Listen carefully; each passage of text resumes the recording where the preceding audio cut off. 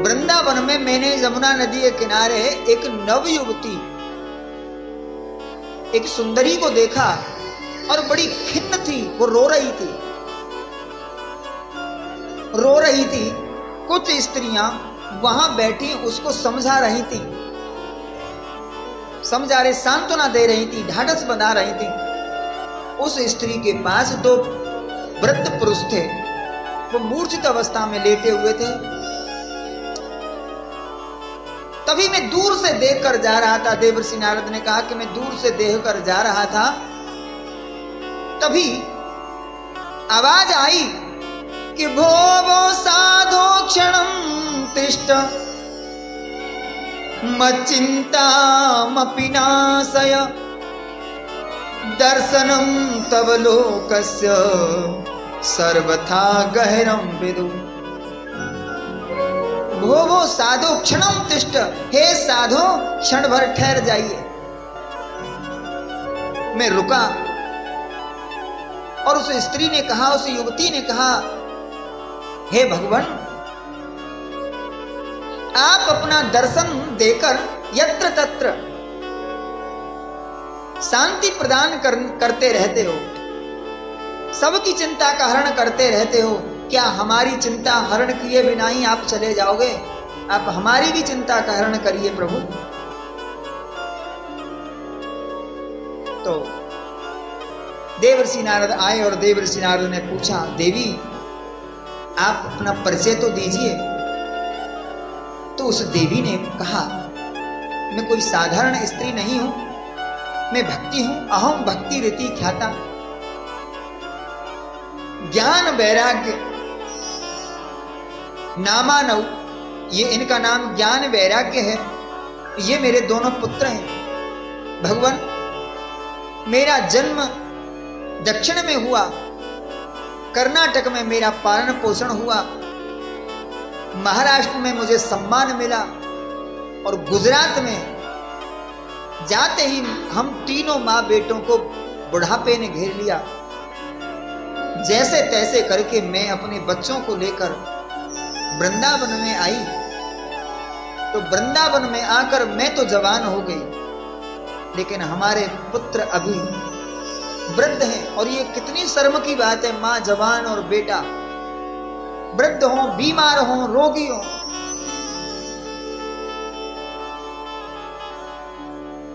देखो, इस कथा से, ये कथा सिर्फ कथा नहीं है, ये हमारे लिए एक संकेत है। क्या आजकल लोग बोलते हैं हम तो भक्त हैं, ज्ञान की आवश्यकता नहीं है। और ज्ञान और वैराग्य दोनों ही भक्ति के पुत्र हैं। और कोई भी स्त्री ये चाहे कि उसके पुत्र बीमार होकर चारपाई में पड़े रहें या उनके पुत्र की मृत्यु हो जाए, चाहेगी कोई? बिना ज्ञान के भक्ति दुखी रहती है, क्योंकि वो बांझ होती है। और कोई भी माता अपना बांझपन स्वीकार नहीं करती। सभी चाहती है कि मैं पुत्रवती बनूं, बांझ न रहूं, मुझे कोई बांझपन का कलंक कभी किसी को न लगे। तो बिना ज्ञान के भक्ति बांझ होती है, बिना ज्ञान वैराग्य के।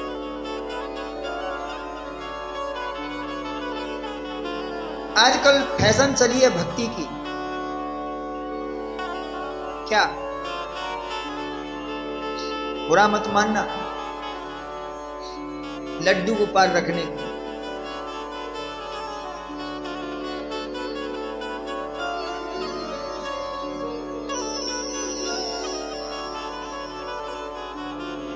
लड्डू गोपाल ले आए, वृंदावन से ले आए, कहीं से ले आए, खूब सजाते, सब काम करते।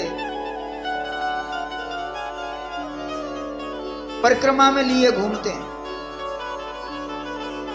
रास्ते में बस में बैठ के जा रहे हैं, वृंदावन जा रहे हैं, हरिद्वार जा रहे हैं, गोपाल जी साथ हैं। बस कहीं रुकी होटल पर, आप भी कहीं बैठ गए, आपने गोपाल जी लिए और वहां कहां रखे? कहां रखोगे?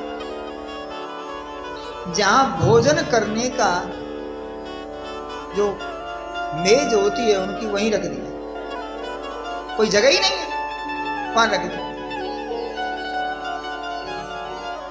जिस मेज पर सब तरह का भोजन रखा जाता है, अशुद्ध शुद्ध अशुद्ध जो भी,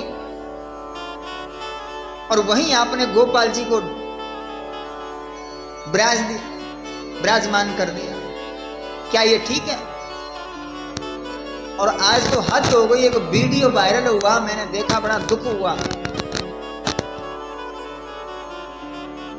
होटल पे कोई पुरुष था, भोजन करने के लिए होटल पे बैठा, और उसने होटल वाले से भोजन मंगाया और एक टुकड़ा तोड़ा, खुद खा रहा है, फिर दूसरा टुकड़ा उसको खिला रहा है, फिर खा रहा है। ये क्या, ये पागलपन नहीं है तो क्या? ये भक्ति नहीं है।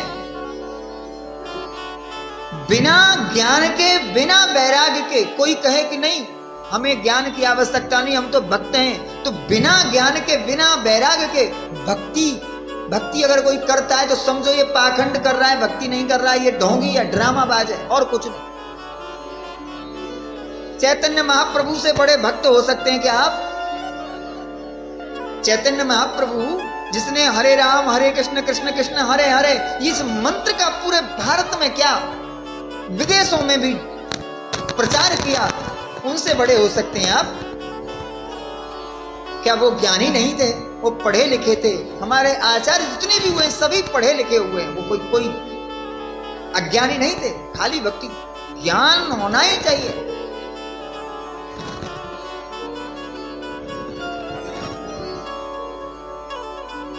देवर्षि नारद ने सांत्वना दी, हे देवी तुम चिंता न करो, वेद मंत्र उच्चारण करके जल के छींटे लगाए देवर्षि नारद ने। उन ज्ञान वैराग्य की थोड़ी मूर्छा हटी और फिर मूर्छित हो गए। अंत में देवर्षि नारद बड़े दुखी हुए, बोले ये तो वेद मंत्र भी फेल हो गए, गीता मंत्र भी फेल हो गए, अब क्या करूं? तो भक्ति रोने लगी। तो देवर्षि नारद ने कहा, देवी चिंता न करो, ठाकुर तुम पर बड़ा मेहरबान है, ठाकुर का ध्यान करो, जरूर श्री कृष्ण तुम्हारी सुनेंगे, तुम्हारा दुख हरेंगे, अवश्य हरेंगे। बड़े करुणा के सागर है। तभी समझा रहे थे, आकाशवाणी हुई, अरे नारद ज्ञान भक्ति वैराग्य का अगर दुख दूर करना चाहते हो तो कोई सत्कर्म करो। सत्कर्म? नारद जी ने पूछा क्या सत्कर्म करें? बोले ये ऋषियों से पूछो, संतों से पूछो। और देवर्षि नारद ऋषियों से पूछते हुए बद्र का आश्रम आए, और बद्र का आश्रम में आकर इन सनत कुमारों से इनकी भेंट हुई। और देवर्षि नारद ने कहा, भैया महाराज आप अगर कृपा करें तो आप इस समस्या का समाधान करो। तो उन संतों ने कहा, हे देवर्षि ये छोटी सी बात के लिए आप इतनी परेशान थे? देवर्षि नारद बोले, ये छोटी परेशानी नहीं है, ये बहुत बड़ी परेशानी है। बोले इसके लिए एक ही काम करो। क्या? बोले श्रीमद् भागवत कथा का साप्ताहिक अनुष्ठान करो, और साप्ताहिक अनुष्ठान से ज्ञान वैराग्य जवान हो जाए। क्योंकि इस कथा का एक नाम क्या है? श्रीमद् भागवत कथा, फिर आगे क्या लिखते हैं मालूम? ज्ञान यज्ञ। ये ज्ञान यज्ञ, इससे ज्ञान पुष्ट होता है, ज्ञान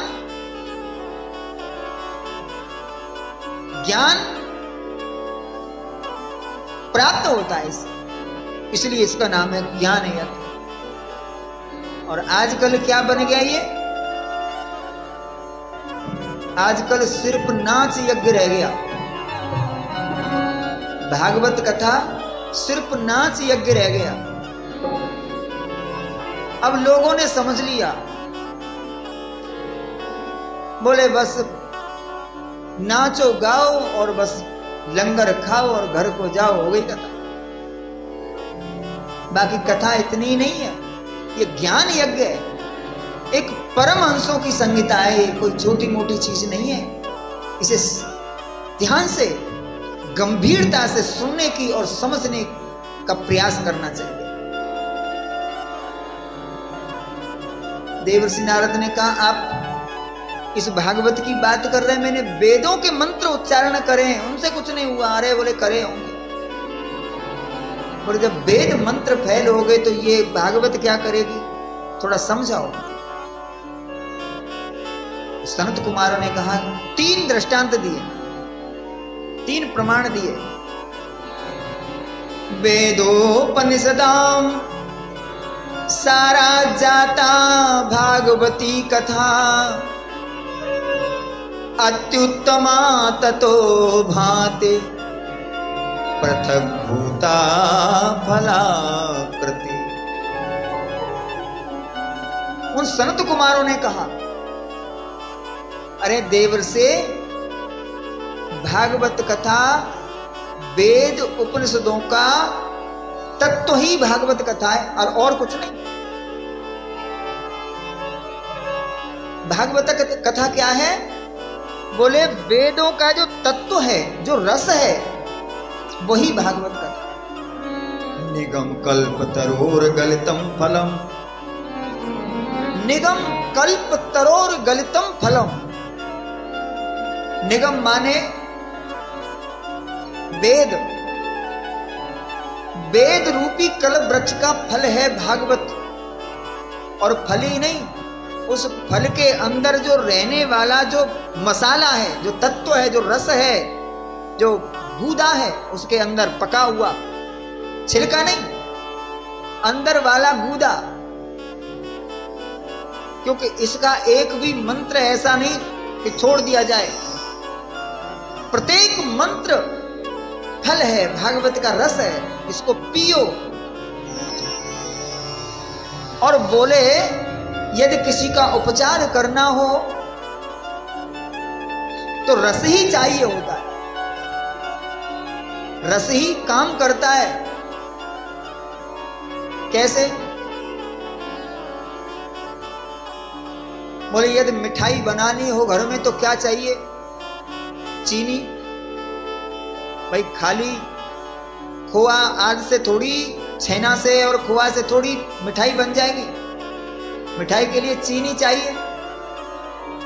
चीनी कहां से बनती है? बोले रस से। और रस कहां से आता है? बोले गन्ने से। तो फिर चीनी, भाई आप तो किसान हो, तो फिर बोले चीनी लाके घर में क्या करें?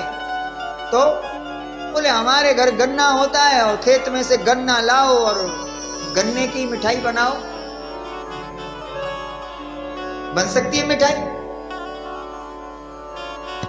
यदि आपको मिठाई बनानी है तो गन्ने से नहीं बनेगी, उसमें से रस निकालना पड़ेगा, फिर उसका शोधन करके फिर उसकी खंड बनानी पड़ेगी, चीनी बनानी पड़ेगी, फिर वो मिठाई के लायक बनेगी। यही है ना?